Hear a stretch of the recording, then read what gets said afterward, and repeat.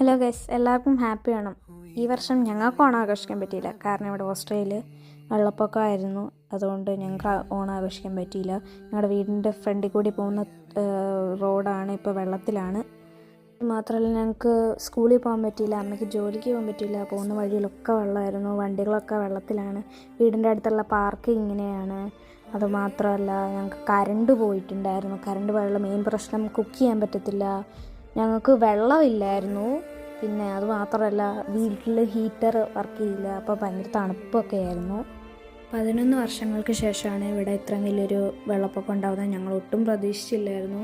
2 ദിവസമായിട്ട് മഴയൊക്കെ കാണിക്കുന്നുണ്ടായിരുന്നു, എന്നാലും ഇത്രയും വലിയ ആവുമെന്ന് ഞങ്ങൾ വിചാരിച്ചില്ല. അതുകൊണ്ട് ഇങ്ങനെ കിടന്ന് ഞങ്ങളുടെ തോടാണ് ഇപ്പം ഭയങ്കര വെള്ളത്തിലാണ്. മരമൊക്കെ അടിയിൽ പെട്ടുപോയി. അങ്ങനെയായിരുന്നു ഞങ്ങളുടെ ഓണം ഇപ്രാവശ്യത്തത്. അപ്പം ഇന്നത്തേക്ക് ഇത്രയൊക്കെ ഉള്ളൂ. Bye bye.